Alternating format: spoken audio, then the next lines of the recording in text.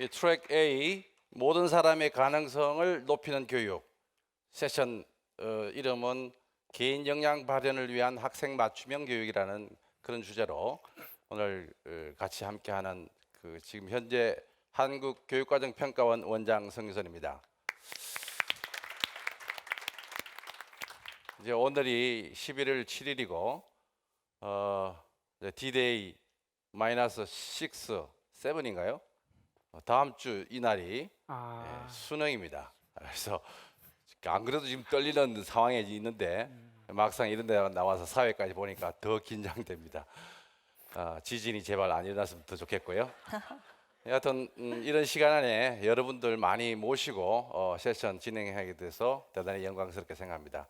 오늘 세션의 발표자는 세 분이시고요. 세 분에게 각각 주어진 시간이 20분씩 되어 있습니다. 그래서 10시부터 시작해서 세 분의 발표 60분 듣고요.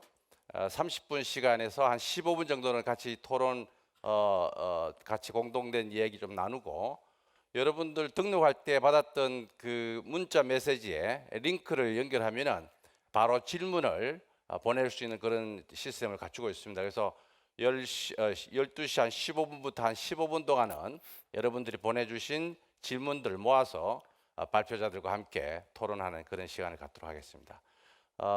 기본적으로 20분씩 할애되어 있지만은 조금 더 짧게 해주셔도 뒤에 많은 시간들 우리가 확보할 수 있으니까 더 좋기도 한데 20분은 안 넘도록 제가 관리하도록 하겠습니다. 왜냐하면 12시 반 이후에는 저희들이 기다리는 식사 시간이기 때문에 절대 12시 반을 오버하지 않도록 제가 철저히 관리하도록 하겠습니다. 그러면 발표자 세 분을 먼저 소개하겠습니다. 현재 연세대학교 교육학과에 재직하고 계신 홍원표 교수님이십니다.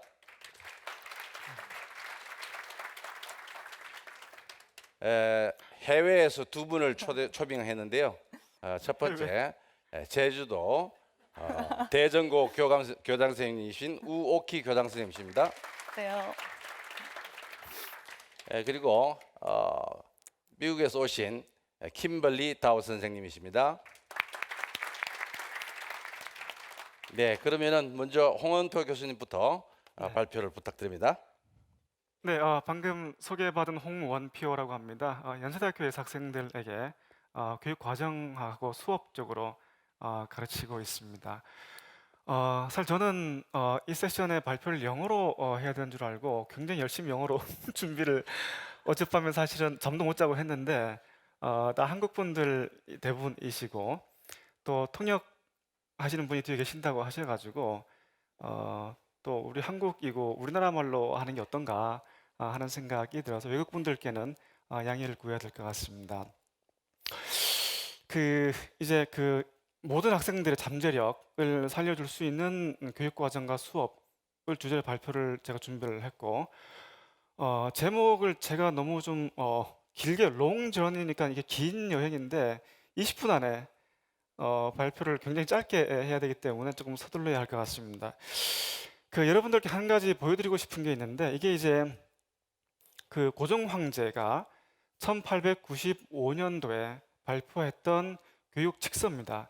95년 되면 94년도에 갑오개혁이 있었으니까 그 후속치 중에 하나가 아닐까라고 생각이 드는데 고종 황제의 칙서를 보면 사실은 제가 영어로 번역을 했지만 한국말로 보면 교육의 중요성과 교육 과정의 개혁 방안을 정확하게 알고 계신 것 같습니다. 그러니까 다른 나라, 부국 강병하는 다른 나라를 봤더니 다 교육이 잘 되고 있더라. 그 교육이 잘 되고 있는 이유는 뭐냐면 지덕체를 골고루 살려주는 교육 과정의 힘이 있더라. 그러니까 우리나라도 이제는 한국 표현으로 하면 헛된 지식이라고 할까요? 이제 그런 지식을 버리고 실용적인 지식을 취하라라고 사실은 권장을 하고 계십니다. 그러니까 상당히 오래전부터 근대 초기부터 우리나라의 서양 스타일의 근대적인 교육 과정을 도입하려는 노력이 이미 사실 시작됐다고 봐야 될 것 같습니다. 그러나 우리 잘 아시다시피 불행하게도 일제 강점기를 거치고 또 우리 한국 이제 6.25 전쟁을 거치면서 모든 것이 파괴되고 또 근대화를 사실은 하려는 노력들이 멈출 수밖에 없었던 거죠. 그러다가 본격적인 의미에서 우리나라의 근대 교육 과정 체제가 도입된 것은 전쟁 후인 1955년입니다. 그 전에 일테면 처음으로 초등교육이 의무화됐으니까 아마 의무교육 제도에 대한 대응으로 국가교육과정이 만들어진 게 아닌가라고 생각이 들고요. 사실 55년이라는 그 시기를 역사적 관점에서 보면 한국 전쟁이 끝난 시기이기도 하고 냉전이 본격적으로 시작되는 시기이기도 한 거죠. 그러니까 아마 처음부터 우리는 다양성과 자율성과 지역성을 강조하기보다는 어떤 국가적인 통일과 어떤 단합과 어떤 전국적인 표준이 좀 더 중요하지 않았는가라는 생각이 들고 이런 공통성과 어떤 이런 표준 혹은 효과성 이런 것들이 우리가 교육과정을 다루어오는 기본적인 방향이 이때부터 아마 성립이 됐던 것으로 보입니다.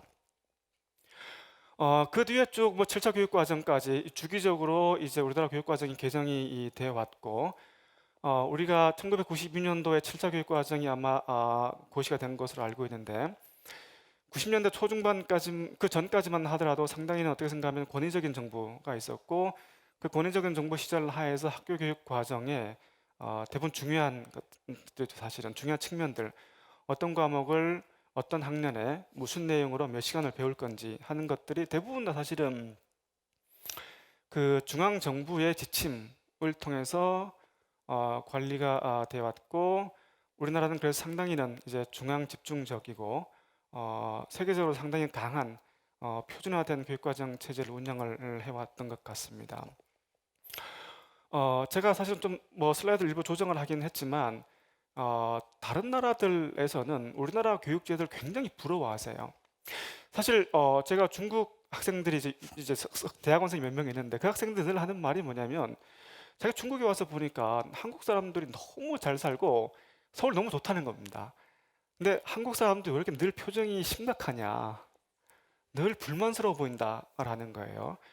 사실 우리가 우리나라에 대해서 굉장히 불만이 많지만 다른 나라에 볼 때는 정말 대단한 나라입니다. 다른 나라 가볼 때마다 특히 우리나라 공공 서비스는요 정말 세계 최고입니다. 너무나 저렴한 가격에 정말 좋은 제도를 갖고 있고 뭐 오바마 대통령뿐만이 아니고 굉장히 많은 분들이 교육 제도를 부러워하세요. 심지어 제가 핀란드하고 스웨덴 학교에 갔을 때도 그 교장 선생님들이 제가 핀란드 교육을 배우러 왔다고 하니까 뭐하러 이 먼 길을 오셨냐고 다음엔 제가 꼭 가겠다고 거기 계시라고 사실은 그런 얘기까지 할 정도입니다. 그러니까 아주 뭐 자주 언급되는 거죠. 뭐 피사 뭐 결과하고 이거 뭐 제가 언급을 하진 않겠습니다만 그 흥미있는 게 잘 안 보이시겠지만 이 퍼플 라인이죠. 이 보라색이 평균입니다.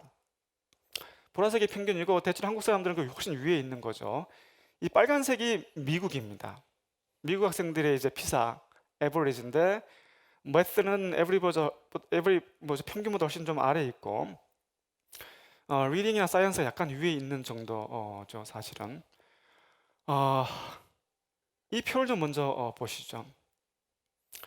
전 세계 200개 대학들입니다. 그러니까 뭐 꼭 글로벌 랭킹이 중요한 건 아니지만 200개의 좋다고 하는 대학들의 국가별 분포입니다.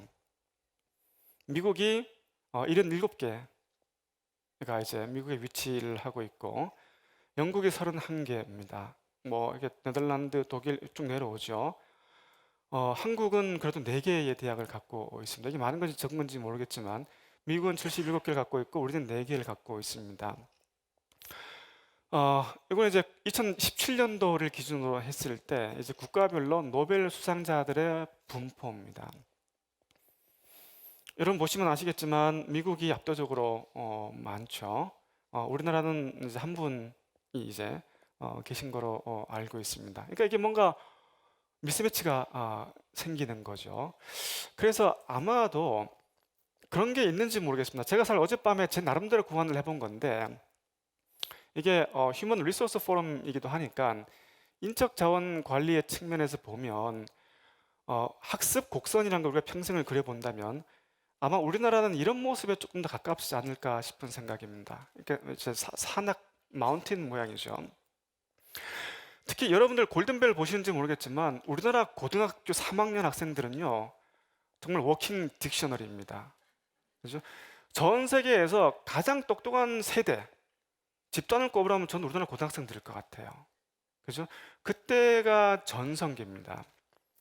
근데 조금씩 좀 디클라인이 내려오기 시작을 하는 거죠. 저 뭐 대학에 있어 보면 대학교 1학년 학생들은 지병들도 많습니다. 뭐 축농증, 뭐 허리 삐어오는 아이들, 뭐 만성적인 두통 많아요. 1학년, 2학년 좀 놀다가 이제 바로 취직 준비를 사실은 해야 되고, 그러니까 교육 경쟁력 입장에서 볼 때는 우리나라는 중고등학교가 최고고 그 뒤부터 조금 내리막길을 사실은 걷고 있는 거죠. 반면 아마 이런 모습도 가능하겠죠. 초중등 교육은 조금 부족할지 몰라도 이제 고등교육 이상으로 갈수록 국가의 경쟁력이 교육 경쟁력이죠. 이 높아지는 거고, 제가 알기로 이스라엘이나 미국이 아마 이런 모습에 좀 더 가깝지 않을까 하는 생각입니다. 그 이스라엘은 OECD 국가가 아니기 때문에 피사 테스트에 포함되지는 않습니다. 그러니까 그 위치를 알 수는 없는 거죠. 다만 전 세계적으로 얼마나 과학적인 근거가 있는지 모르겠지만 IQ 랭킹은 있습니다. 국가별로. 우리나라가 2등, 3등쯤 되고 이스라엘은 20 몇 번째 정도로 알고 있습니다. 그러니까 IQ로 볼 때 우리나라 학생들이 훨씬 똑똑해 보이지만 사실 우리나라 학생들은 고등학교 때까지가 전성기고 그 다음에 계속 내리막길인 거죠.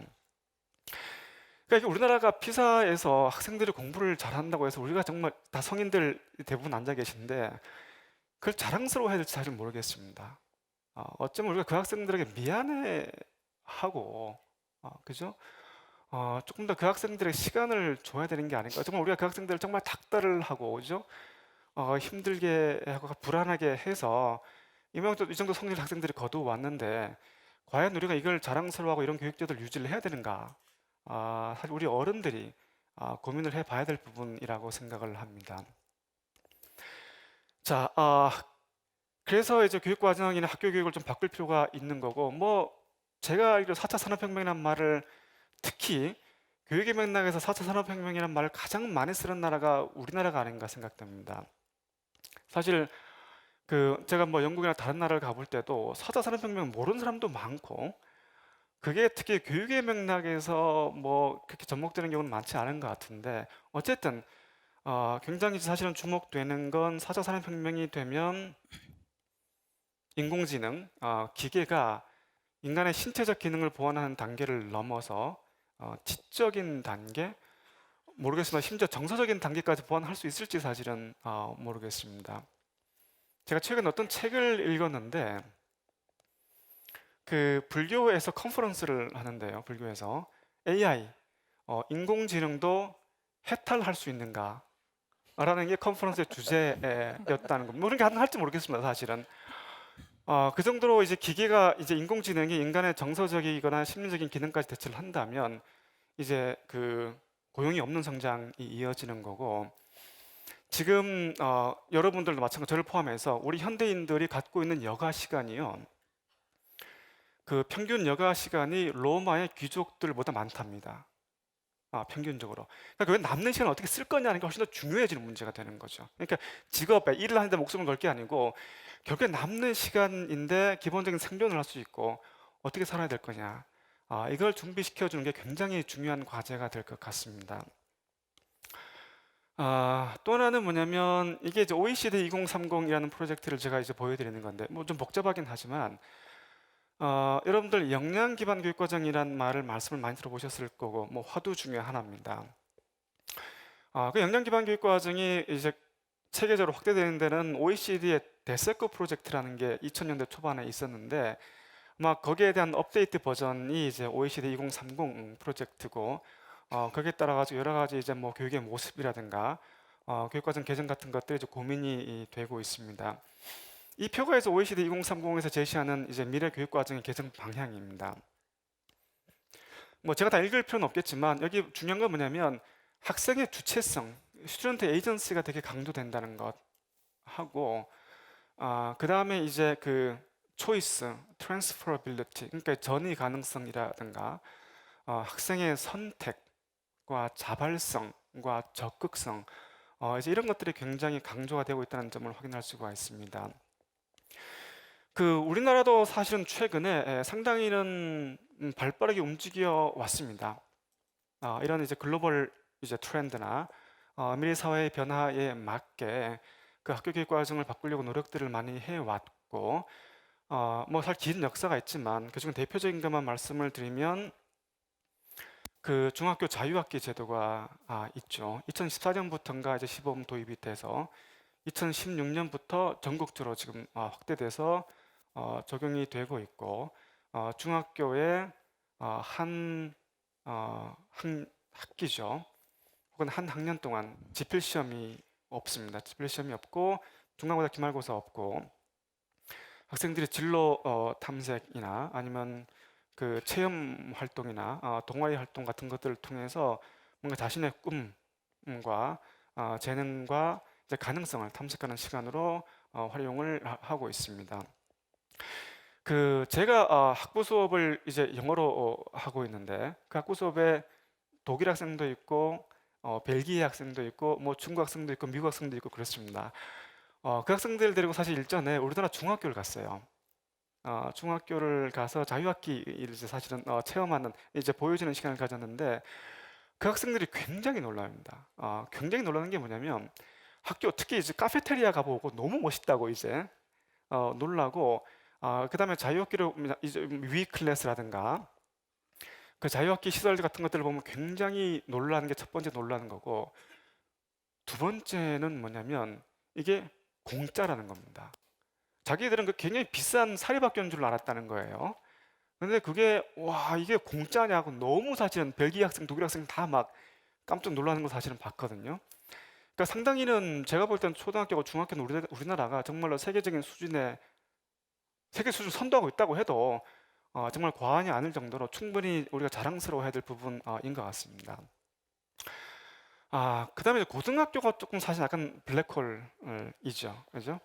이게 우리나라가 전반적으로 요즘 뭐 선진국 뭐 이렇게 WTO에서도 중진국 지위를 탈피했다고 하지만 상당히는 아직까지도 우리가 좀 개선을 하고 고민을 해봐야 될 이제 후진적인 좀 약간 underdeveloped area가 이제 고등학교가 아닌가 싶은데 7차 교육과정부터 2009 개정 교육과정에 이르기까지 또 2015 개정 교육과정에 이르기까지 끊임없이 잘 고등학교를 이제 교육과정을 개혁하려고 노력을 해왔고, 아마 그 최근에 정말 담대한 플랜이 그 학점제라고 할 수가 있을 것 같습니다.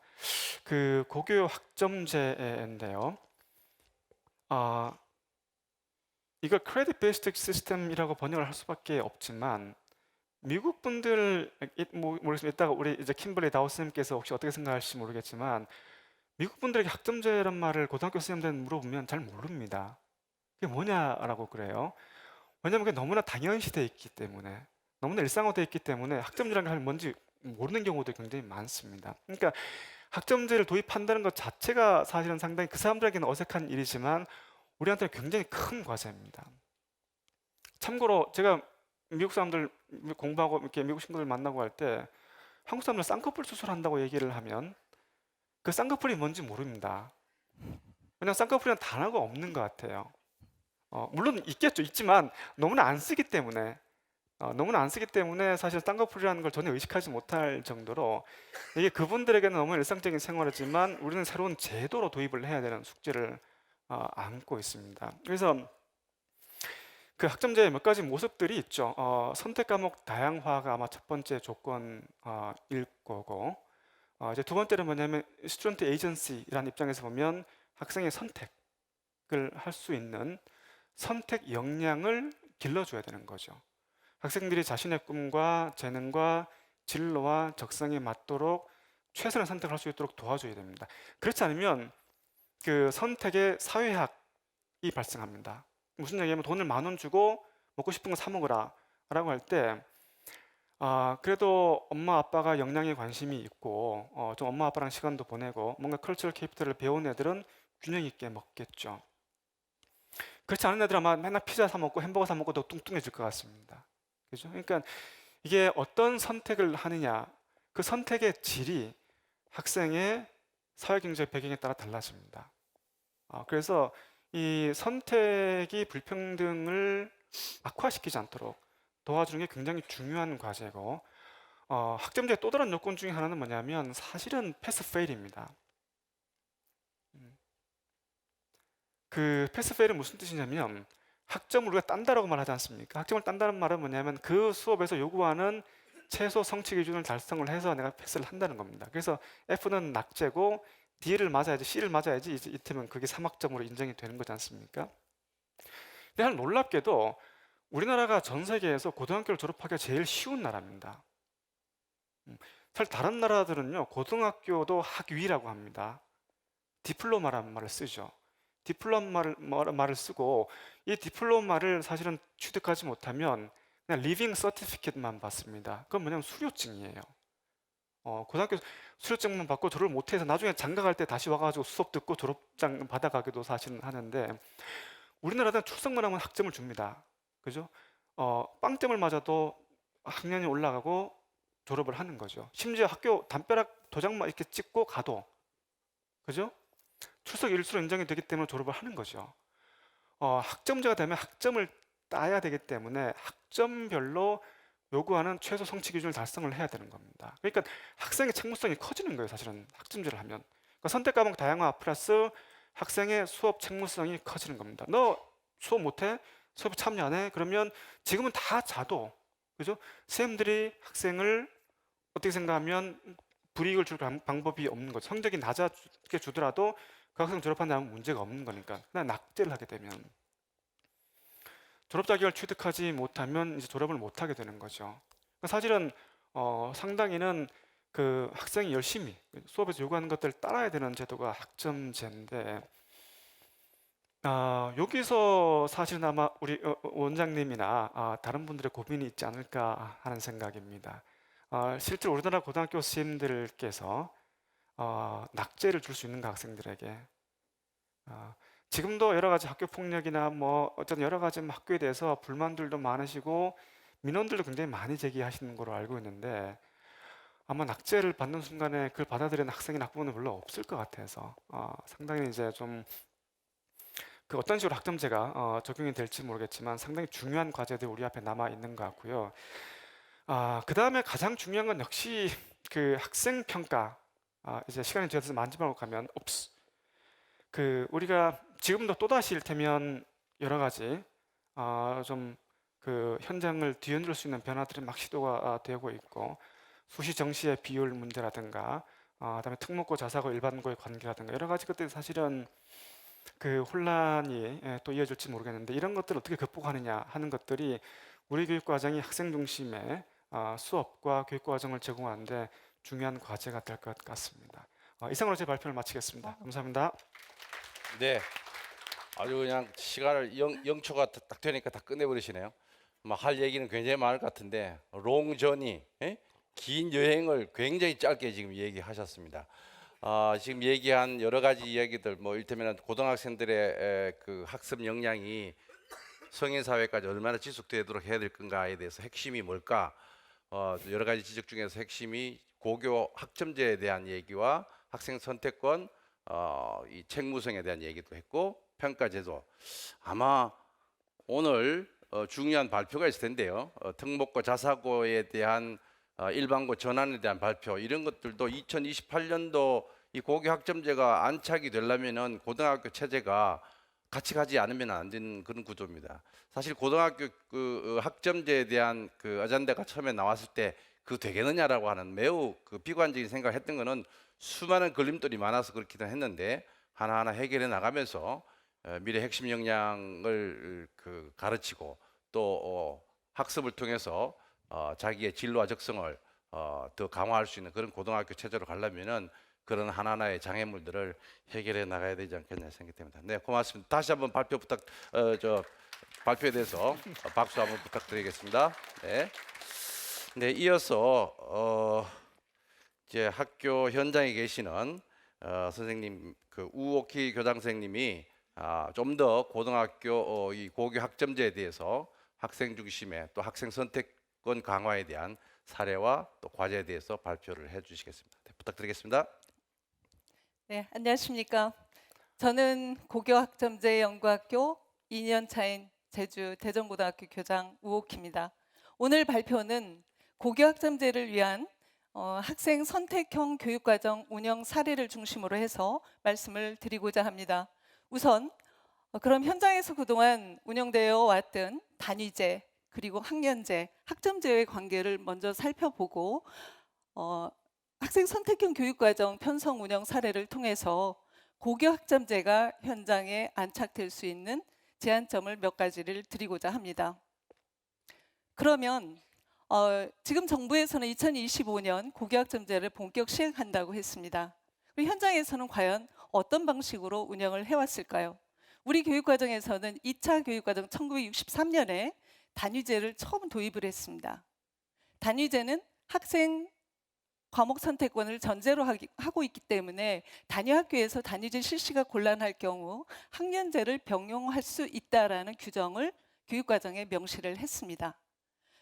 그리고 나서 2009년에 우리나라 공식 문서에 학점제라는 용어가 등장을 합니다. 외고, 자사고의 입시 과열, 사교육 문제 등을 해결하기 위해서 학점제가 필요하다고 얘기를 했지만 그 이후에 진행 사항은 거의 찾아볼 수 없습니다. 그러다가 2016년 지능정보화 사회에 대비한 교육 계획을 발표를 하면서 현재 우리의 교육은 학년제의 경직된 교육 과정과 선택 과목의 부족으로 4차 산업혁명을 대비한 교육이 불가능하니 학점제 도입이 필요하다라고 밝힙니다. 그러면서 2017년 문재인 정부의 핵심 교육 공약이 되어서 현재에 이르고 있습니다. 그러면 과연 단위제와 학년제라고 하는 건 어떤 차이가 있는 것인가? 주된 차이는 그렇습니다. 과목 선택권이 학교에 있는가, 학생에게 있는가, 그리고 과목 낙제인가, 유급인가의 차이죠. 다시 말하면 학년제라고 하는 것은 학생들이 3년 동안 이수해야 될 과목의 양을 제시를 하는 것이고요. 학생의 과목 선택권을 전제로 해서 해당 과목이 낙제가 되면 그 과목만 다시 이수하면 됩니다.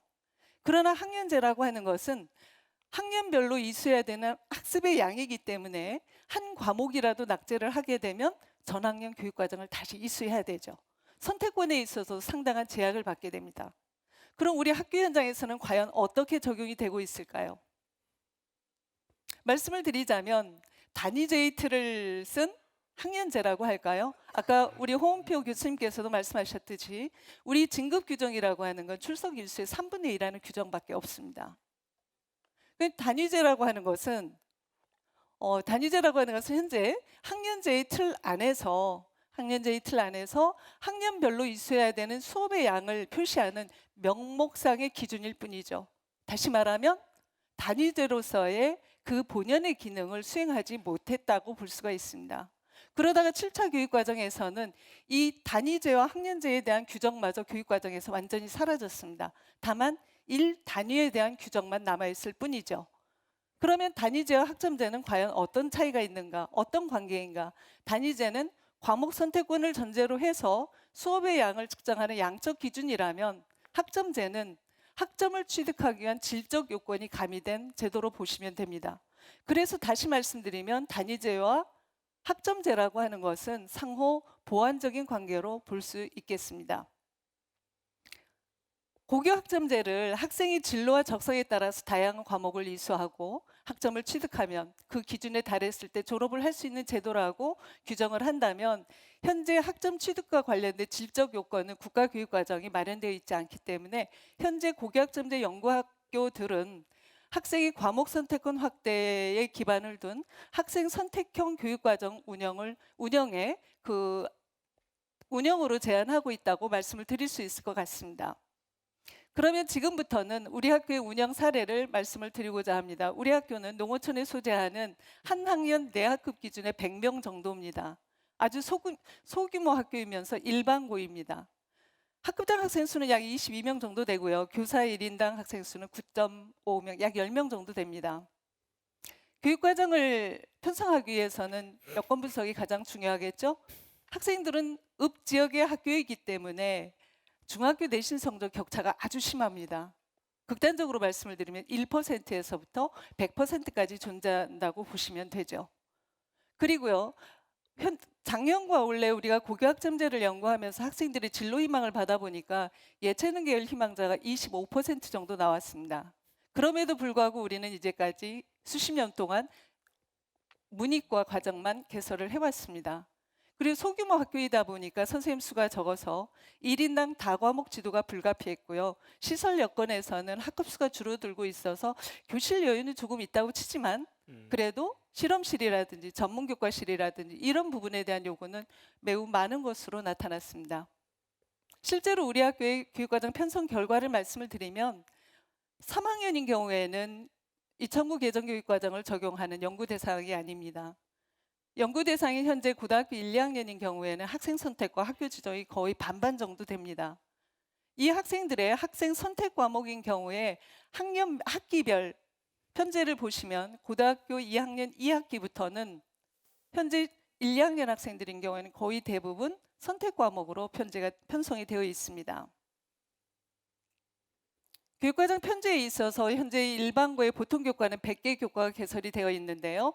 우리 학교 2학년 학생들은 113과목이 개설이 되어 있고 1학년은 120과목입니다. 지금 현재 3학년은 48과목이 개설이 되어 있어서 3학년과 현재 1, 2학년을 고교학점제 연구학교를 하면서는 과목이 거의 두세 배가 많이 개설이 되었다고 보시면 됩니다. 교과 영역별로도 보면 국영수는 사실 별 차가 없습니다.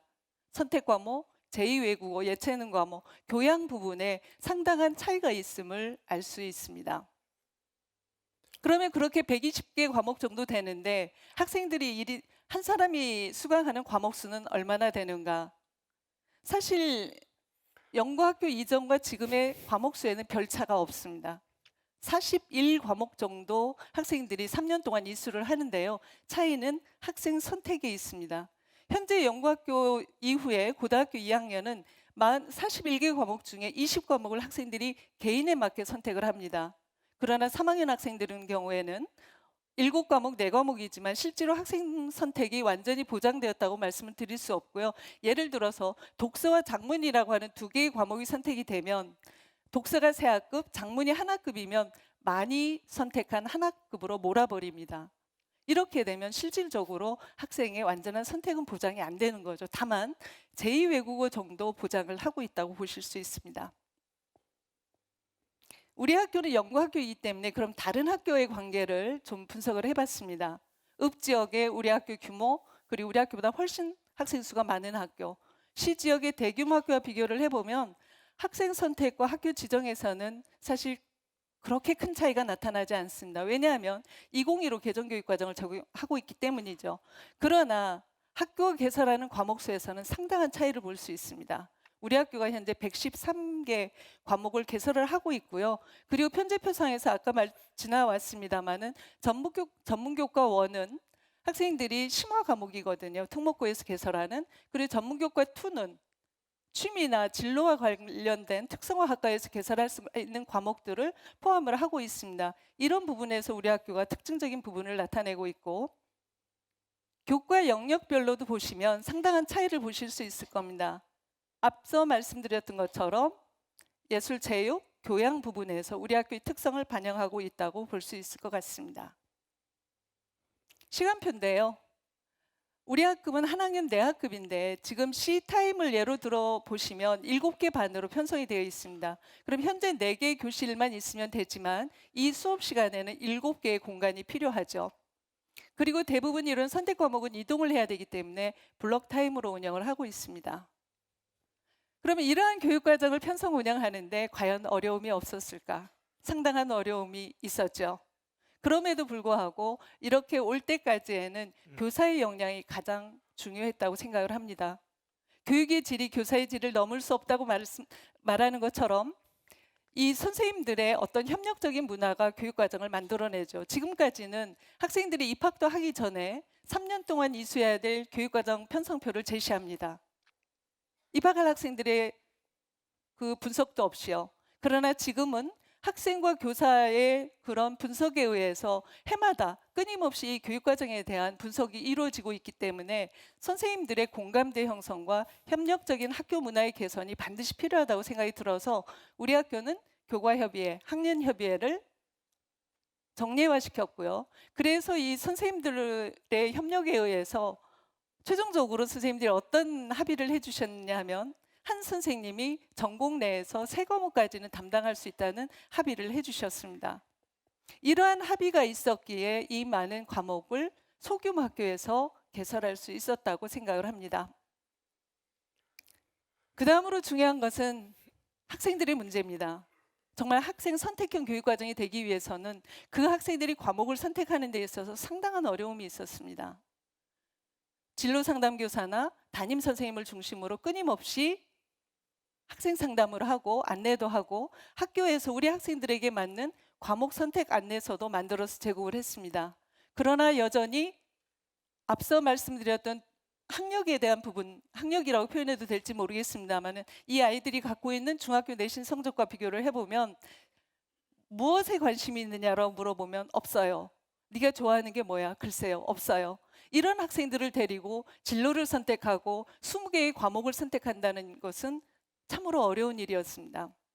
그래서 우리 학교는 방과 후에 화요일과 목요일에 1대1 맞춤형 프로그램을 운영을 해서 그 학생들이 방과 후 프로그램을 듣는 것이 아니라 그 진로 상담 선생님을 찾아가서 상담을 할 수 있도록 이런 프로그램을 운영을 하고 있습니다.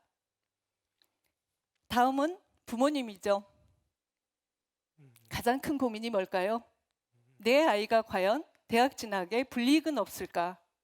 그리고 국가는 이 정책을 정말 안정적으로 지속적으로 추진해 나갈 것인가에 대한 불안감이 가장 컸습니다. 그러나 올해 지난 9월 달에 한 학부모님하고 인터뷰 과정에서 굉장히 의미 있는 사실을 발견할 수 있었습니다. 학생들이 자기가 좋아하는 과목을 선택해서 듣다 보니까 굉장히 심화적으로 공부를 해나가고 전에는 참고서 외에는 별로 책 사달라는 얘기를 안 했는데 관련 서적뿐만 아니라 여러 가지 종류의 책을 사달라는 것을 보고 부모님이 굉장히 긍정적으로 참 좋은 제도인 것 같다라는 말씀을 해주셨습니다.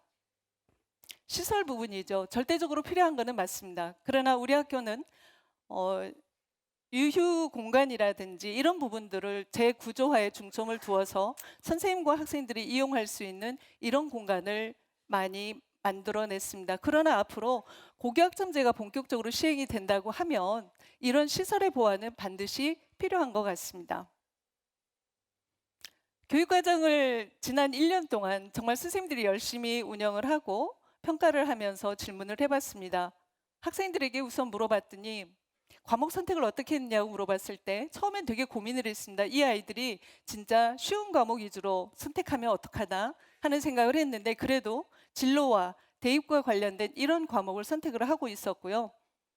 그 다음으로 너희들이 과목을 선택하거나 진로 결정을 하는데 가장 도움이 되었던 사람이 누구냐고 물었더니 담임이었습니다. 굉장히 의미 있는 답이라고 생각을 하는 게 앞으로 만약 고교학점제가 적용이 된다면 담임의 역할이 분명히 바뀔 겁니다. 그럼 이 아이들의 진로 선택과 안내를 누가 어떤 방법으로 할 것인가에 대한 고민이 반드시 있어야 된다고 생각을 합니다. 다음은 선생님들께 여쭤봤는데요. 선생님들께서는 힘들기는 하지만 정말 교육과정에 대한 전문성이 향상되었다고 답을 해주고 계세요. 그러면서 주당 수업 시수를 줄여줄 것을 요구를 했습니다. 제가 바로 이전 세션에서 들었는데 프랑스는 학생 수는 줄지만 교사 수는 늘고 있다는 말에 정말 솔깃했습니다. 앞으로 우리가 고교학점제를 시행을 하면서 줄일 게 아니라 선생님 1인당 수업 시수를 그냥 양적으로 볼 게 아니라 다각적으로 분석을 해야 될 필요가 있다고 생각을 합니다. 이러한 우리 학교의 사례를 통해서 몇 가지를 말씀을 드리고 싶습니다. 고교학점제 연구학교 2년 과정을 통해서 사실 학생의 과목 선택권 확대, 나아가서는 학생 맞춤형 교육의 가능성을 찾아볼 수 있었습니다. 그러나 문제점도 있습니다. 학생들은 진로 선택이나 과목 선택에 상당한 어려움을 갖고 있습니다. 뿐만 아니라 선택 과목에 대한 이해도 굉장히 어렵죠. 뿐만 아니라 180단위, 교과 이수단위 180단위에 41개 과목 중에 41개의 과목 이수도 어려운 일이지만 그 중에 20개 과목을 자신에 맞게 선택한다는 것은 상당히 어려운 일이었습니다. 그리고 선생님들에 있어서는 우리처럼 소규모 학교인 경우에는 전공 내에서 한 선생님이 적어도 여러 과목을 가르쳐야 되는 이런 문제점이 있죠. 가르치는 것뿐만 아니라 대입과 연관해서 학생부 기록이라든지 평가라든지 부과되는 업무가 상당히 많다는 것이죠. 그리고 고교학점제가 적용된다면 그야말로 학점 취득과 관련해서 과락을 어떻게 할 것인가. 재이수시킬 것인가, 어떤 과목은 대체 이수를 할 것인가, 이런 부분에 대한 문제들이 산재해 있다고 생각을 합니다.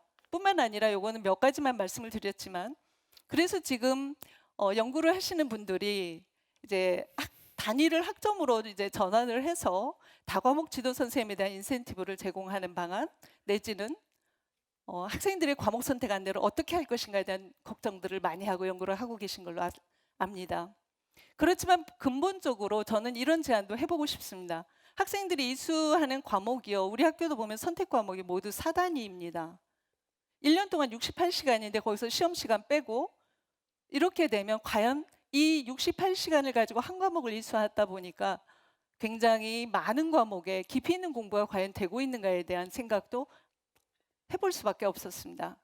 그래서 단위를 학점으로 전환하는 데 있어서 현재 50분 기준 17회라는 기준보다 좀 더 1년 단위 정도로 크게 확장해 보는 방법은 어떨까라는 생각도 해봤습니다.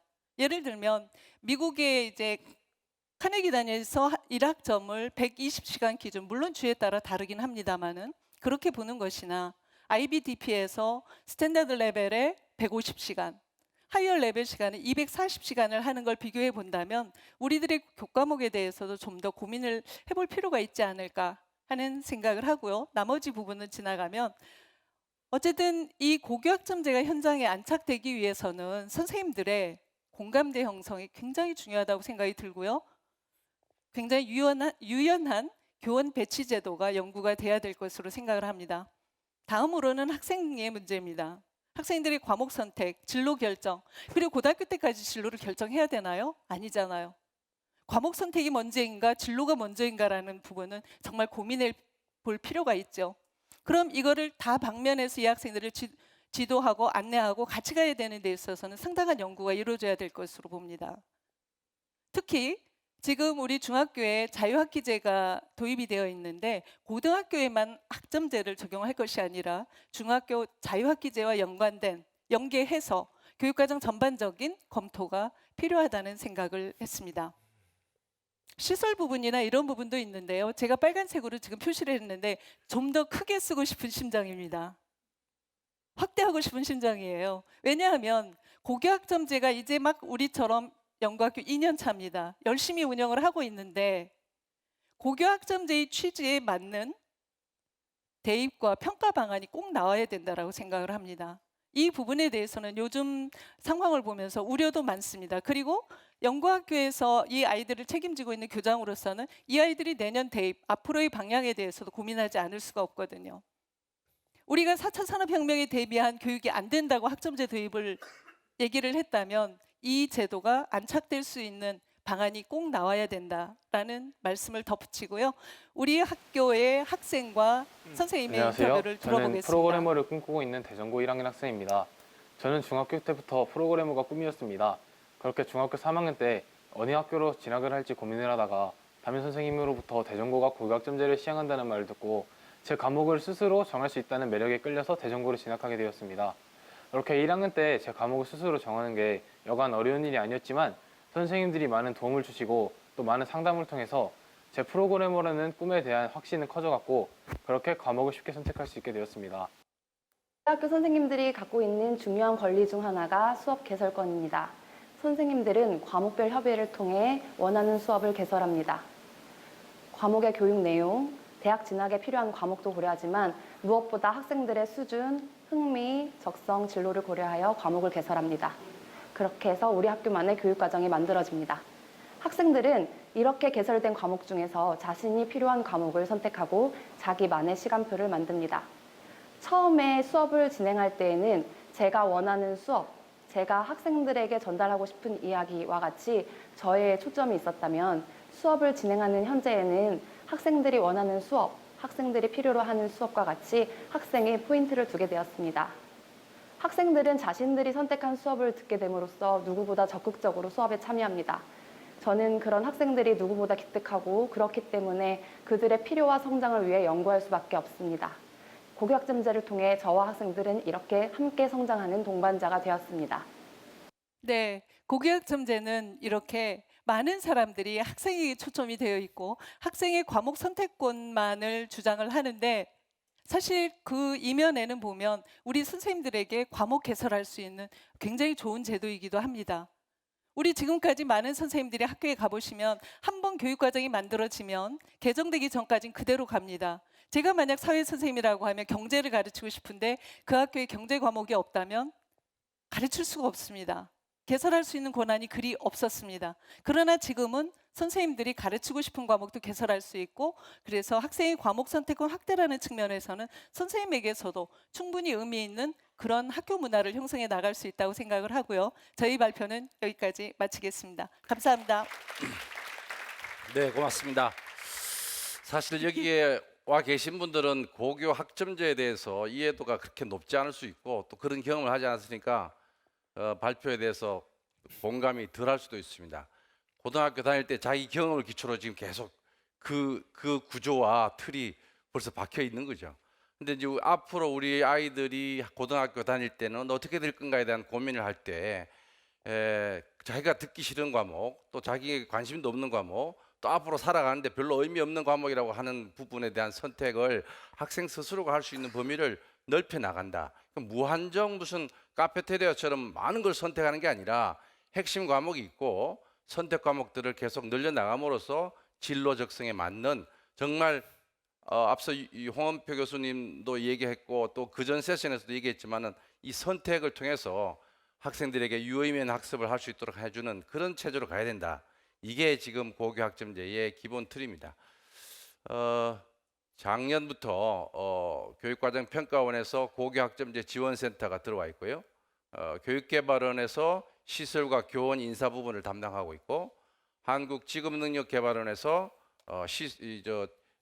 특성화 고등학교, 지급계 고등학교, 마이스터 고등학교를 담당해서 영역 연구를 하고 있습니다. 그리고 내년에는 마이스터 고등학교의 고등학교 그 학점제가 본격 시도되고 2028년도에 25년도부터 해서 일반계 고등학교에도 바로 적용되는 그런 구조로 계속 예고를 하고 있는데, 마지막 말씀하신 것처럼 가장 예민한 고등학교 단계에서 특히 이 입시제도 대입에 관련된 이 시스템이 어떻게 친화성이 있도록 해줄 것인가, 그게 아마 성공의 관건이 될 수 있다.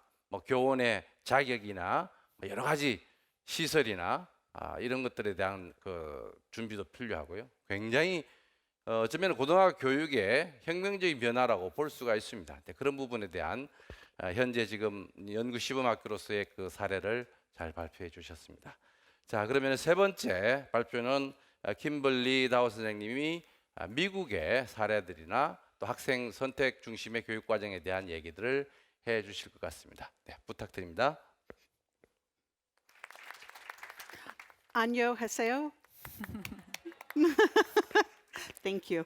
Great job. It's very nice to meet you. It's very nice to be here. I'm Kimberly Dow. I am the head of middle and upper school at Khan Lab School, which is based in Mountain View, California. And Khan Lab School is really part of a much larger movement of schools in the US who are really beginning to think about what the K-12 experience can look like. So some of the things that you may hear today may sound a little bit radical, but I'm hoping that there are one or two things that maybe you can take away that will be ideas that maybe you can use in your schools. So as I said, Khan Lab School is located in Mountain View, California. We're about 5 or 6 miles down the road from Stanford University. We're over the hill from Google. We are walking distance to the Mountain View train station, and we are downstairs from Khan Academy. The school itself is about 6 years old, but the high school is only going into its 3rd year. So it is very much a startup school. We have about 175 students. It is co-ed, and we like to say that it is a private school with a public purpose. And so we really are trying to get better at sharing the kinds of things that we're learning in the school with a much larger audience. And that's really in line with Khan Academy's purpose as well, which is, we consider them a sister organization. One of the things that we did this year as a group, even though we're a 6-year-old school, is that we got together and we started thinking about what is it that we really wanted the school to be? What was our mission statement? And what you see up here is what we came up with. And this was an activity that involved parents, it involved students, it involved teachers, it involved our entire academic team. And really what it means is that students are going to be at our school for a set amount of time, but they're passing through. And what we have an obligation to do is to teach them how to learn, but also how to become lifelong learners as well. And I think the takeaway for schools in general, you may say, oh, you know, we are beyond mission statements, we're an established school, we've been around for a long time. But one of the things that we found is that there are 3 questions that you can really ask. What are some of the things about our school that can never change? What are some of the things about your school that could change? And what are some of the things about your school that maybe should change? As you've probably heard from a lot of people at the conference already, traditional educational models very much historically have been based on seat time and grades as proxies for learning. We really feel that in today's changing world that we need to do more than that, and that in addition to the academic program, we really need to help students build skills and work habits around self-motivation and empathy and creativity. And so we really try to fold those things into our school day. Every school needs a departure point. For us, we're lucky that Sal wrote a great book, The One World Schoolhouse, which you may or may not be familiar with, but it includes a lot of really interesting ideas that have become tenets for the school. And we have evolved, I would say, as well from some of the ideas that Sal wrote about. But one of the things is that mistakes are allowed. We embrace technology, but students aren't, you know, sitting in front of Khan Academy all day long, but they may use technology for a couple of hours during the day. We also really want students to have ownership of their education, and as I'll talk about in a minute, we also believe in team teaching and also peer-to-peer learning as well. If you walked into our school, these are some of the things that you might notice immediately that are different from other schools. Students set their own goals in collaboration with their teachers and with their advisors. Our school year is year-round. We also have a summer program as well. The school year is divided up into 3 12-week trimesters, and then we have a 6-week program during the summer as well. Students develop projects and keep portfolios over the course of the year, and they, in addition to getting progress reports every term, they have what we call a mastery transcript, which is what they will graduate with. One of the things that is really unique about our school is that academic progression is decoupled from age. And so if you happen to be a student who is in 7th grade and you are great at math and you want to take geometry or pre-calculus, that's fine. And so students are really in these academic lanes where they're moving, you know, ahead at their own pace. And so the idea is that students should be able to master the entire content, not just move on because the class is moving on. The other thing is that our day begins at 9. It's a little bit later than some other US-based schools. We start at 9 o'clock and students can stay until 6 o'clock at the end of the day. And the idea is that you can do your work at school, and so there's time for family and other activities and things that you're interested in the evening. Our approach, as I said before, is mastery-based. It's also grounded in project-based learning. Students are involved in community-engaged learning as well. And we also feel that a really important part of our program is one-on-one advising. So every single student in the school has an advisor who they meet with frequently in the lower school on a daily basis. As I said before, the real foundation of the school is mastery-based learning. And so learning time is the variable, And it's the quality and it's the level of mastery in all students that is the constant. And so if you're a student and you're studying algebra and you may get it done in 6 months, that's okay. If it takes 14 months, that's also okay. The main thing is that you don't want to go on and create ongoing gaps in your understanding. We also emphasize real-world applications, project-based learning activities, as well as community-engaged learning. And so we have people who will come in, with some frequency and who will speak to students. But the students are also driving a lot of the projects, and the projects tend to complement what's happening in the classroom. And so the students have really had an opportunity to really tackle some meaty subjects. So this year they're looking at how the population of trees has changed in Silicon Valley over the last 100 years and how that's related to issues of immigration. They're also looking at homelessness and conducting oral histories of the homeless population in Mountain View. And so these are really student-driven and faculty-supported ideas. As I said before, one-on-one advising is really where we emphasize social-emotional learning. Again, that can be driven by students as well. Individual goal setting, a lot of that happens in the one-on-one advising.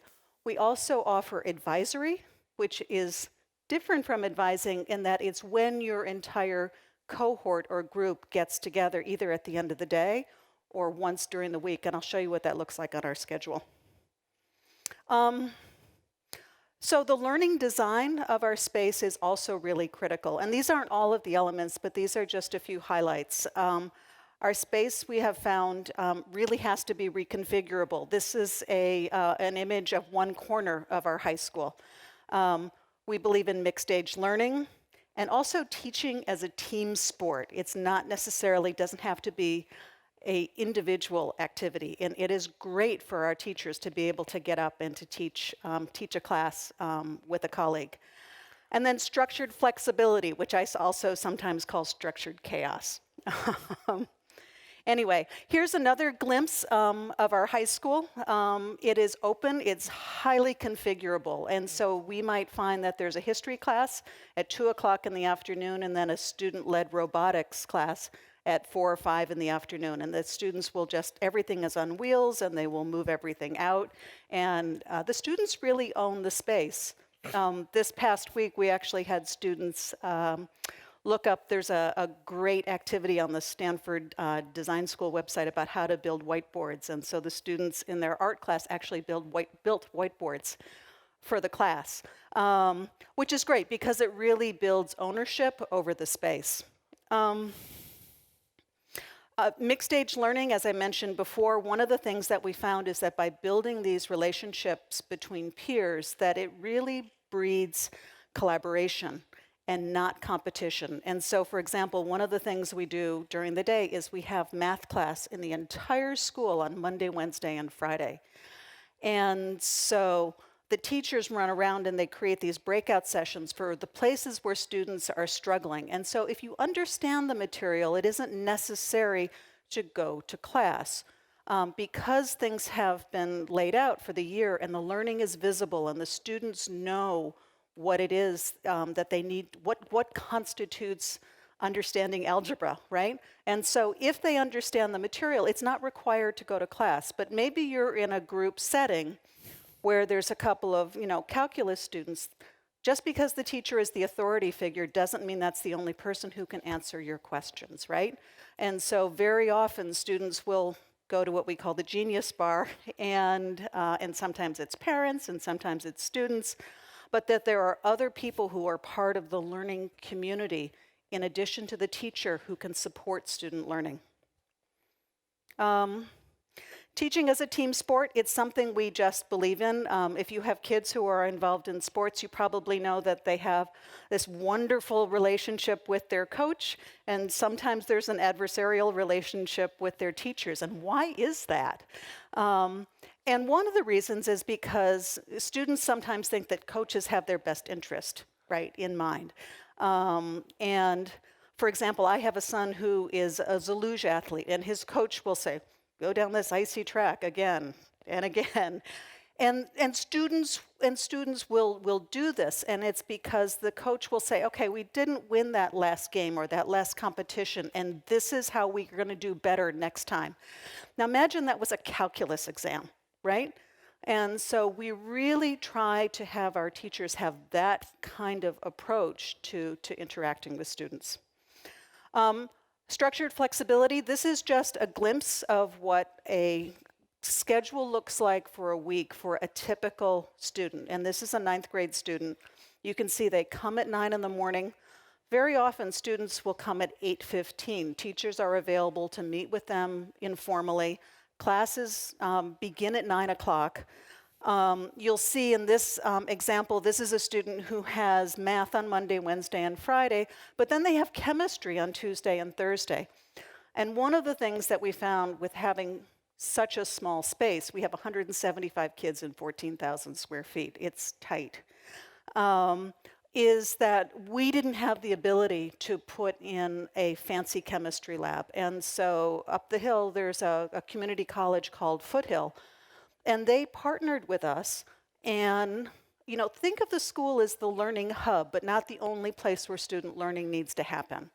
And so they come, and their college professors will teach chemistry on Tuesday and Thursday morning. And then on Friday morning, the kids get on the public bus in Mountain View, and they, as a group, 25 kids get on the bus and they go up to Foothill and they do their college lab.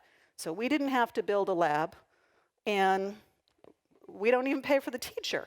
And students are getting college credit. And so these kinds of partnerships can be really valuable, and it's something that I would encourage you to think about.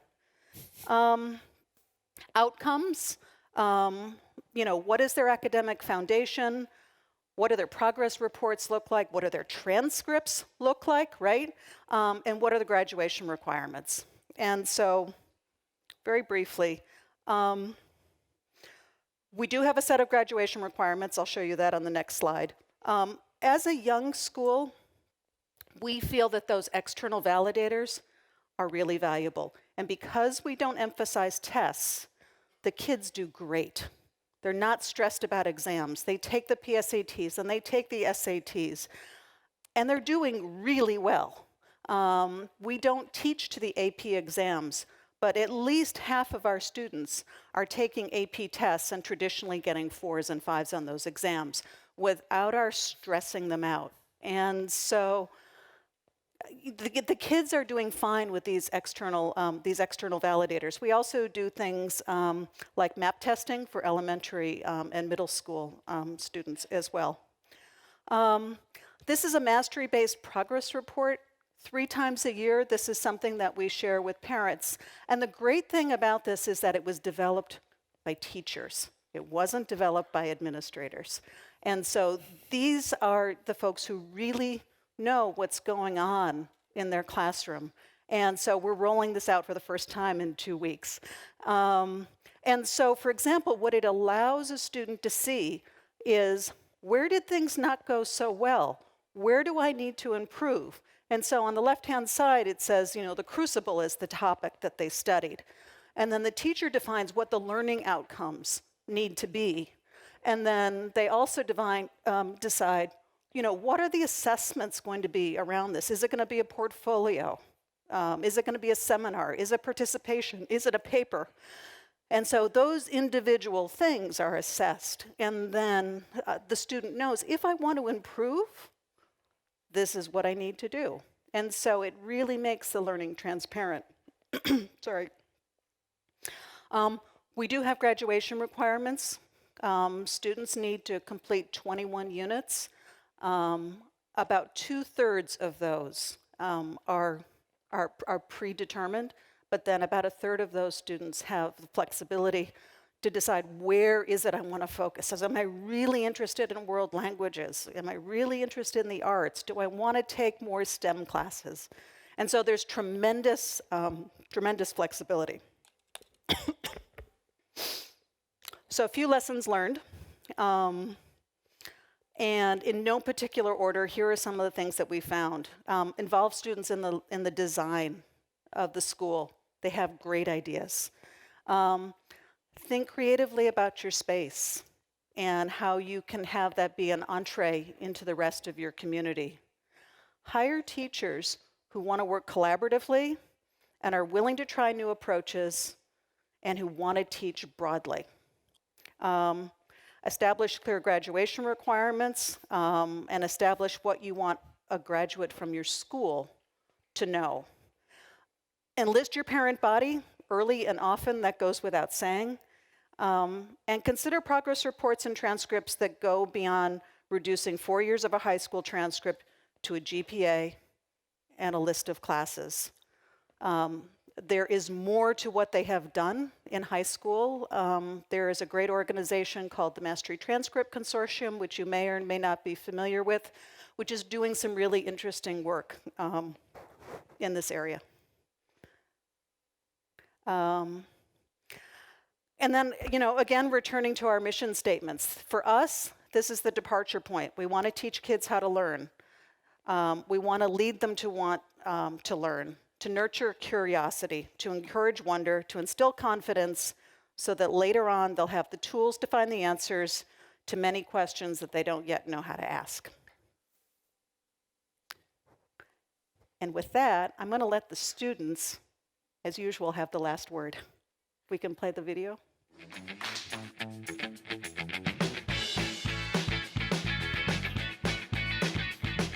Cotton Lab School is a very different school, but in a good way. We're really taking ownership of our learning.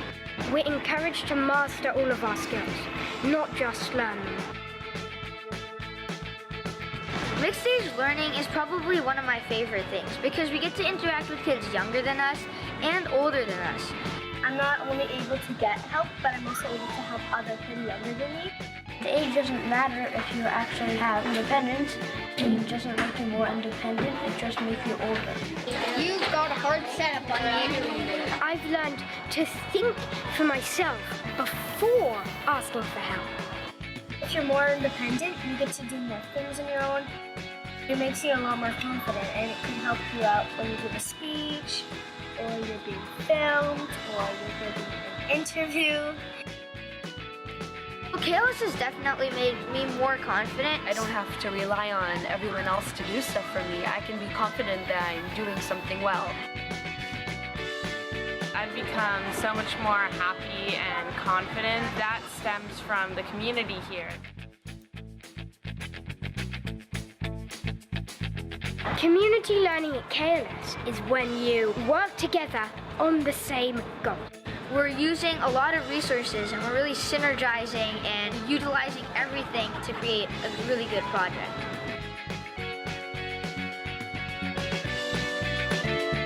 I think it's really important to set goals so that way you're working towards something.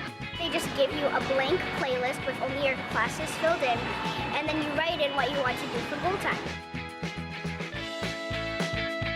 Your teacher doesn't have to tell you, do this, do this, do this. She can just tell you it's goal time, and then you know what to do. So the teacher's just there to support you and say, okay, so now what do we do? No matter who you are, there's a place for you here. We're all trying our hardest to make everyone the best person they can be.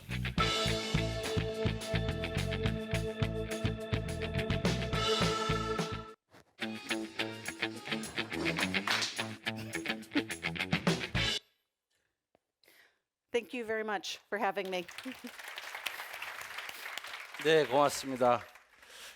이 칸랩 스쿨이라고 미국에 지금 마운틴 뷰 쪽에 있는 그 학교인데 제가 찾아보니까 2014년도에 생겼고 5에서 18세까지의 발표도 들었겠지만은 그러니까 연령이 학년으로 딱 구분되는 게 아니라 다양한 연령의 아이들이 같이 수업도 하고 상호작용도 하는 그런 학교로 되어 있습니다.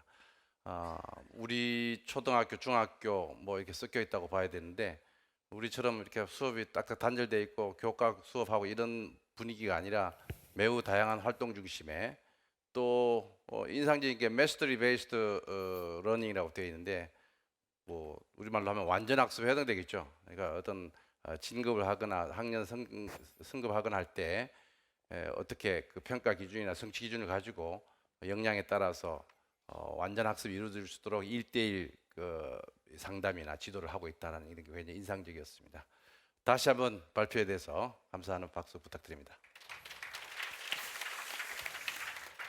네, 다시 한번 안내드리면은 그 앞서 받은 그 등록할 때 받은 문자에 링크하셔서 질문을 입력해 주시면은 공감 순서대로 저희들이 받아서 여러 가지 같이 공유할 수 있도록 하겠습니다. 지금 시간이 12시 10분입니다. 이제 한 20분 정도 남은데 뭐 질문도 좀 정리하시고 할 동안에 우리 발표자들에게 또 못다한 얘기 조금 마무리하는 그런 질문들 또는 그 공유할 수 있는 얘기들을 한번 이야기해 보겠습니다. 오늘 그 주제가 학생들의 어떤 맞춤형, 개별화, 진로, 적성, 미래 이런 어떤 키워드들을 우리가 포함하는 그런 세션이라고 보는데요. 뭐 우리 홍원표 교수님부터 한번 말씀을 해주시면 좋겠는데 결국은 우리 교육이 가야 될 방향, 뭐 우리가 교육학적으로 얘기할 때 개별화 교육이 가장 우선적이고 이상적인 모델이라고 하는데 그걸 그렇게 갑자기 실현하기는 어렵지만은 그런 방향으로 갈 때 뭐 정책적으로도 필요한 것도 있고 예산 또 여러 가지 어떤 그 교사에 대한 양성 수많은 얘기들이 필요할 텐데 가장 중요한 또는 뭐 의미 있는 게 어떤 게 우리가 지금 준비해 나가야 될지에 대해서 그 롱저니 긴 역사를 리뷰하면서 아이들 좀 한 1분 정도 안에 말씀해 주시면 고맙겠습니다. 네, 오늘 이렇게 해서 시간 부족에 시달리고 있는데 그래서 학교라는 공간이 누구를 위해서 존재하는가를 좀 우리가 다시 생각해 볼 때가 된 것 같습니다. 그동안 사실은 어떻게 생각하면 학생들은 수동적으로 가르쳐야 될 대상들이고 학교는 이제 정책적으로 구성이 되고 선생님들 위한 공간이라는 성격이 강했는데 아마도 학생들을 중심에 두고 내가 이 학생들에게 뭘 가르칠 것인가, 그러니까 내가 교과서를 가르치는 게 아니고 학생을 가르친다고 생각한다면 나의 교육과정이 국가에서 정해주는 게 아니고 누군가 만들어놓은 교과서가 아니고 내 교육과정이 학생들이라면 내가 뭘 가르칠 것인가에 대한 고민으로 좀 포커스를 바꿔야 될 것 같은데 모르겠습니다. 우리 선생님들은 뭐 제가 만나본 분들은 막 이제 과연 관점 전환을 잘 하고 계신 분들도 있지만 여전히 학교라는 건 교사 중심으로 구성이 되고 교육과정과 교과서가 있고 여기 학생들을 맞춰야 된다라는 생각이 굉장히 커서 이제 그걸 극복하는 게 중요할 것 같고 그다음 학생들을 중심에 두는 교육과정 체제가 그 선생님들의 어떤 직업 안정성을 해치는 방향으로 가면 안 될 것 같은데 이제 수업이 이제 담당하는 수업이 바뀌고 또 강사가 늘어나고 교육과정의 유연성이 좋은데 이제 예측 불가능성이 커지고 이러면 선생님들 조금 불안해할 가능성이 높고 선생님들 불안해하면 우리가 추구하는 교육과정 정책이 성공하기 어렵지 않을까 그런 생각을 해봅니다. 이상입니다. 네, 맞습니다. 뭐 자연스럽게 지금 질문으로 제가 질문이 많이 올라왔는데요. 네. 우리 우옥희 교장 선생님에 대한 질문 하나 보겠습니다.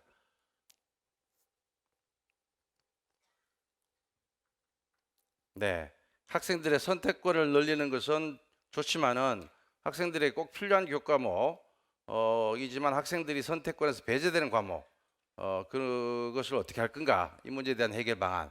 그러니까 좋아하는 거는 다른 데 있고 정말 필요한 것은 선택하지 않고 이렇게 되면은 교육의 코어라 그럴까요? 핵심을 벗어날 수 있다라는 우려들 어떻게 할까요? 네, 이 부분에 있어서는 우리가 아까도 얘기했지만 백화점식으로 많이 늘려놓고 학생들이 거기에 선택한다는 게 그게 학생 선택형이라고 보지 않습니다. 앞서서 말씀드린 것처럼 학생들이 진로와 앞으로의 삶에 관해서 정말 내게 얼마나 의미 있는 과목인가.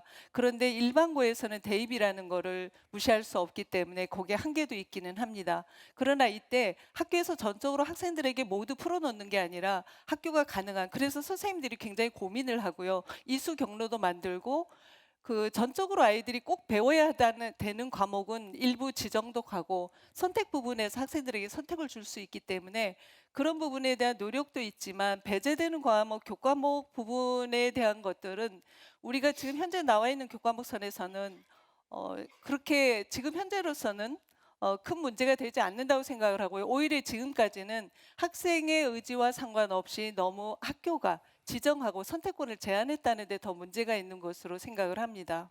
네, 지금 말씀하신 걸 좀 정리하면은 그러니까 고교 학점제의 경우에도 무한 선택이 아니라 그렇죠. 핵심적인 필수 교과목이 반드시 있고요. 현재도 지금 그렇게 하고 계시죠? 그렇습니다. 네. 그러니까 앞으로도 고교 학점제라는 게 그냥 자유로운 선택이 아니라 필수 과목이 있을 수 있고 그 비중이 이전보다는 많이 줄어들되 선택 영역이 확대된다. 네. 뭐 이런 요약할 수 있을 것 같습니다. 틀린 게 아니죠? 네. 네. 네, 학교 지정 과목이 있기 때문에요. 그런 부분에서는 충분히 고려를 할 수 있을 것 같아요. 네, 고맙습니다. 우리 김다호 선생님. 네, 질문이 하나 들어왔는데요. 뭐 칸 아카데미의 빅팬이라고 돼 있고 여기서 참여하게 돼서 반갑고 칸 랩 스쿨이 마치 그 썸머힐, 영국의 썸머힐 스쿨과 같은 그런 느낌이 든다라고 얘기하고 있습니다. 근데 많은 돈이 들 것 같다. 그러니까 부자인 사람들에게만 그게 가능하지 않겠냐. 그러니까 우리는 이 퍼블릭 스쿨, 공교육에 대한 관점을 유지해야 되는데 이 부분에 이 질문에 대해서 어떻게 답을 할 수 있는지 한번 말씀해 주시죠. That's a good question. The tuition at the school, while it is a private school, is about half of what it is in other private schools in the area. And that doesn't include the fact that we also, the 4 to 6 p.m. period at the end of the day is included in tuition. The summer is included in tuition. And so local private schools are running from September to June very often for twice as much as ConLab school charges. That said, it is very much part of our purpose to, as we potentially, if we expand in the future, to continue to try to drive that tuition down. And the primary factor for us at the moment, as you might imagine, is the cost of rental real estate in Silicon Valley. And so that is definitely a limiting factor for us, but it is also something that we are very mindful of. And I would say our long-term goal is to drive that tuition as low as possible. But beyond that, we also work very closely. There is, if you're familiar with Khan Academy, there is a teacher resource group on that, which I would encourage, if you are or know teachers, to become members of that. And so more recently, we have become more of an active participant in the teacher network within Khan Academy. And so I see us building a much closer relationship to take the kinds of things that we are learning and to try to share that with a much larger audience. For example, last year we started a teacher fellowship program. And so we are trying to bring more people also into the school who can take some of the ideas that may work for them in their school environment and also use them more broadly. But I understand your point. It's certainly something that we are mindful of, and it is a long-term goal to drive the tuition much lower in locations where the real estate is not as large a factor. 예, 땡큐. 네, 그 다음에는요, 공통된 질문이 되겠습니다. 얼마 전 대통령과 교육부에서 정시 비중을 높이겠다고 발표한 상황에서 고교 학점제가 제대로 정착될 수 있을까요? 선택권을 높인다는 게 목적이라고 하는데 마치 사회과학 교과목을 세분화해서 선택하게 했지만 학교에서 가르치는 선생님이 없다면 원하지 않는 선택 과목을 들을 수밖에 없다. 뭐가 앞서 우 교장 선생님 얘기하신 거와 마찬가지 현재의 상황을 얘기하는 것 같습니다. 그렇게 되면은 형식상의 학점제가 되지 않을까 이런 우려를 많은 사람들이 하고 있는 것 같습니다. 교장 선생님 혹시 이 질문에 대해서 답할 수 있을까요? 네, 이 부분에 대해서 저희가 이제 선택 과목 수가 많다 보니까 그게 가능하냐라는 질문들도 하시고요. 이 교사 부분에 대해서도 많이 고민을 하시는데 현재 우리나라 교육 과정이 개설되어 있는 보통 교과에 100개의 과목이 개설이 되어 있고요. 전문 교과까지 합치면 한 뭐 700개 가까운 과목이 개설이 되어 있는데 현재 고교 학점제를 하면서 이런 과목들은 교과 내의 과목이기 때문에 선생님이 없는 과목은 아직까지는 그리 많지 않습니다. 그러나 이제 앞으로 고교 학점제를 시행을 하게 되면 전문 교과에서 가져온다든가 현재 개설되어 있지 않는 과목 그리고 교사가 확보되어 있지 않은 과목들도 있습니다. 이 부분은 시행 전에 국가에서 이 교원 제도가 바뀌어야 되고요. 고교 학점제를 하면서 선생님 정규 선생님이 아닌 강사로 대체를 한다든가 이런 부분들은 없어야 된다고 생각을 하고요. 전적으로 이 부분에 대한 준비는 뒷받침은 되어야 된다라고 생각을 합니다. 다만 우리가 강사라고 하는 게 교육의 질을 꼭 낮춘다고는 말할 수 없지만 이런 준비가 앞으로 서서히 있어야 되고 지금 현재 연구학교로서는 보완해서 뭐 코티칭 정도는 내년까지는 예상을 하고 있습니다. 그래서 연구학교에서 도출되는 이러한 부분들을 좀 더 앞으로 이제 교육 정책에 반영이 됐으면 좋겠고요. 대입과 관련해서 지금 나와 있는데 사실 이 부분 요즘 정시 확대와 관련해서 고교학점제 연구학교 교장으로서는 상당한 부담을 갖고 있습니다. 어떤 방법이든 정말 이 고교학점제의 도입 취지에 맞는 대입제도, 평가제도는 반드시 지켜져야 된다라고 생각을 합니다. 네네네. 하나의 과제인 것 같습니다. 앞서 제가 말씀드린 것처럼 나중에 고교학점제가 제대로 정착되는 단계에 맞춰서 지금 발표하는 입시제도 또는 변화들은 어쩌면 그 한시적인 겁니다. 그러니까 고교학점제가 2025년도부터 본격적으로 일반 고등학교에 적용되면은 그 학생들이 첫 시험 치는 2028년도 입시의 경우에는 지금 체제로 가서는 이게 안 맞는 거죠. 그래서 거기에 맞는 사실은 평가라고 하는 게 교육과정이 바뀌고 평가 방법이 바뀌는 구조로 가는 게 맞습니다. 그래서 교육과정 개편과 교육과정 운영 방식의 변화는 당연히 평가 방식의 변화를 이끌어 나갈 수밖에 없고 그 순수대로 가도록 지금까지 우리는 평가 방식 입시제도를 먼저 개편하고 마치 교육과정 그게 종속적인 것처럼 됐는데 그런 방향의 정책이 진행되도록 많이 기대하고 후원해 주시면 좀 고맙겠습니다.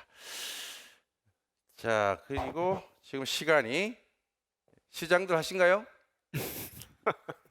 표정들이 굉장히 아침 시작할 때하고는 좀 달리 많이 차분해졌다고 하면 좋은 거고요. 뭔가를 기다리시는 같은 그런 표정인데 곧 마무리하도록 하겠습니다. 그러면 한 2개 정도 더 마무리하고 저한테도 질문 왔네요. 조 화장한테 질문이 오고 있습니다. 한번 읽어보겠습니다. 대학에서 직무 성취 또는 역량 성취 체계를 갖추어서 절대평가를 하고자 하여도 대학 평가 항목에 A학점 부여 비율이 있어서 상대 평가가 기본 평가 방법인 것 같이 제시되고 있습니다. 역량 기반 교육 과정의 안착을 위해서는 여러 측면에서 대학 평가 항목에서의 변화가 필요하다. 지금 이 대학 평가 논의를 여기서 할 수 있는지 모르겠는데 아마 지금 현재 대학들도 학생 평가할 때 상대 평가냐 절대 평가냐 이 기준에서 보면은 약간 혼용되고 있는 많은 학교들이 그렇습니다. 그러니까 A 학점을 무한정 줄 수 있는 게 아니라 뭐 30%까지 넘어설 수 없다 또는 A, B를 합쳐서 또 몇 프로를 못 넘어선다 이렇게 학교마다 약간 차이는 있긴 한데 그런 얘기인데 혹시 홍원표 선생님 이 질문에도 답할 수 있어요? 네네. 조금 오해가 되고 있는 것 같은데 제가 알기로 지금 대학 평가 어떻게 생각하면 좀 사실은 좀 창피한 얘기긴 하지만 그 전 세계에 있는 메이저 대학들 중에 상대 평가하는 대학들은 글쎄요. 스탠퍼드나 하버드에서 상대 평가를 한다는 건 상상하기 어렵지 않습니까?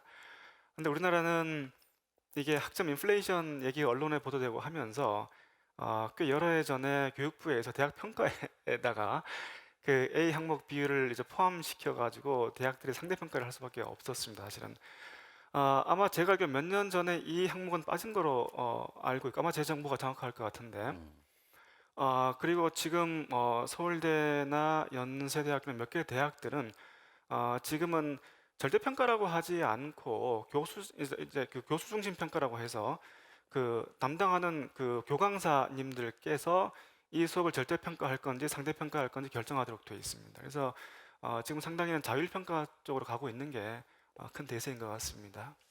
아마 이런 질문들은 고교 학점제가 들었으면은 이 평가 어떻게 할 건가 매우 그 밀접한 관련이 있다고 봅니다. 역량 기반 교육 과정이면 역량이 이 컴피턴시라고 하는 게 완성됐다고 보는 시각이 다를 수 있는데 학교 간의 차이가 있거나 교사 간의 차이가 있으면은 그 평가를 믿을 수 있느냐 이제 이런 얘기인데 굉장히 이제 교사들의 전문성 자율성과 함께 이 사회적인 신뢰도에 대한 그런 질문에 해당되는 것 같습니다. 이 부분은 연구를 통해서 또는 수많은 사회적인 합의나 노력을 통해서 어떤 해결해야 될 과제지 단지 지금 어떤 해법을 지금 찾기는 쉽지 않은 그런 거 아니냐 하는 생각이 듭니다. 이제 마지막 하나만 더 했으면 좋겠는데요. 뭐가 적절할까요? 전부 다 수능, 입시 이런 겁니다. 그래서 제가 막 이렇게 발언하기가 쉽지 않은 그런 딜레마에 빠져 있습니다. 역시 홍은표 교수님한테 온 건데요. 네. 우리 교수님 한번 읽어주시죠. 자유학기 혹은 자유학년제의 가장 큰 문제는 학교 간 차이가 극심하다는 점입니다. 아무리 좋은 제도도 수의 정성적 차이가 너무 큰 경우 학생들에게 좋은 경험을 줄 수 없다고 생각합니다. 이 극간을 극복할 수 있는 국가적인 정책의 적용 시간이 얼마나 필요한 것일까요? 이게 질문입니다. 네. 그래서 홍원표라고 그랬어요. 아마 또 다른 롱 저니가 되지 않을까 하는 생각인데 질문 자체가 일단 어렵긴 합니다만 우리가 사실 좀 염두에 둬야 될 게요. 지금 자유학기로 예컨대 마포에 있는 서울여중은 마포구청도 가고 KBS도 가고 뭐 등등 갑니다. 강원도 사북여중을 가면 뭐 농협을 간다든가 뭐 철도 역사를 간다든가 뭐 이렇게밖에 사실 할 수가 없는 거죠. 사실 학습 경험의 질로 보면 마포에서 뭐 좋은 데를 가는 학생들하고 강원도에서 인간의 역사를 가는 학생들하고 학습 경험의 차이가 질의 차이가 있을까요? 저는 없다고 생각합니다. 그죠? 학습 경험의 질로 본다면 사실은 우리가 바다를 보고 자란 애들하고 빌딩을 보고 자란 애들, 그건 변호사를 만난 애들하고 농부를 만난 애들이 차이가 있느냐? 적어도 교육적인 관점에서 본다면 살 차이가 없다고 봐야 됩니다.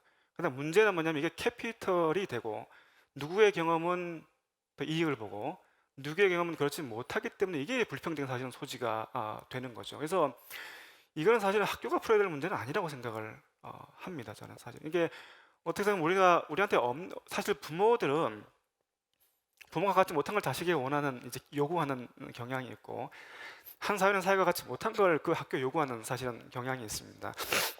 그러니까 사회적인 상실감을 채우고 싶어하는 거죠. 근데 사회가 불평등한데 학교가 평등할 수 있을까요? 학교가 불평등의 원인일까요? 저는 사실 그렇게 생각하지는 않습니다. 우리 학생들은 강원도의 산골에 있나 서울에 있나 어떻게 생각 비슷한 질의 교육 경험을 하고 있을지 모르겠지만 우리 어른들이 그 학생들에게 뭔가 좀 사실 어떻게 생각하면 불평등한 대우를 하고 있는 게 아닌가, 이걸 극복하는 게 우리들의 숙제라고 생각을 하고 상당히 시간이 걸리지 않을까 생각합니다. 이상입니다. 네. 그 학교라고 하는 하나의 조그마한 사회인데 우리는 지금까지 사고방식 안에 학교 이 담장 안을 자꾸 생각하는데요. 지금 칸랩 스쿨 얘기도 들었고 다른 수많은 다양한 형태의 학교 변화에 대한 노력들의 공통점은 지역사회와 함께 한다는 겁니다. 학교의 담장, 학교의 바운더리를 넓혀서 교사에게만 맡길 수 없는 부분이 많이 있습니다. 그래서 지금 여기서 얘기하는 학생의 성장, 맞춤, 진로, 개별화 이 문제를 해결하기 위해서는 학교에서 해결할 수 있는 다양한 학습 자원들을 지역사회가 함께 공급해 나가는, 소위 말해서 우리가 그걸 마을교육 공동체라는 개념으로 얘기하는데 그러한 시대의 변화까지, 그러니까 지금까지 우리가 갖고 있는 고정관념을 훨씬 더 벗어나서 이제는 학교 밖 경험에 대해서도 학점을 인정해서 고등학교 단위 학교 안에서 해결할 수 없는 것들을 충분히 지역사회가 해결해 줄 수 있어야 되고요. 학교와 학교 간의 네트워킹이 돼야 되고 교사들 간의 네트워킹이 돼야 돼서, 그러니까 다들 고립된 단위 학교 또는 단위 교과 단위 수업이 아니라 이게 열려 있고 서로 네트워킹하는 그런 사회의 변화를 함께 고려하면서 우리가 지금 고민하고 있는 개별화 또는 진로, 적성, 미래 교육에 대한 준비를 위해서 수많은 노력들을 경주해 나가야 될 것 같습니다. 오늘 핵심 주제가 그러한 점에서 고교 학점제와 같은 구체적인 정책에 대해서도 검토를 해봤는데 앞으로 이 고교학점제가 성공하기 위한 다양한 부차적인 노력이 함께 진행되면은 2025년 정도 되면은 우리나라 고등학생들이 정말 자기가 배우고 싶은 학습에 진정한 어떤 그 즐거움이 있는 그런 수업들을 받지 않겠냐. 미래가 그렇게 항상 불확실하고 불편한 게 아니라 우리에게 이런 제도를 좀 더 살려나간다면 밝게 빛나지 않겠냐 그렇게 생각됩니다. 끝까지 함께 해주신 여러분들께 감사드리면서 오늘 발표하신 세 분 그리고 여기에 계신 모두를 위해서 마무리 박수 부탁드립니다. 감사합니다.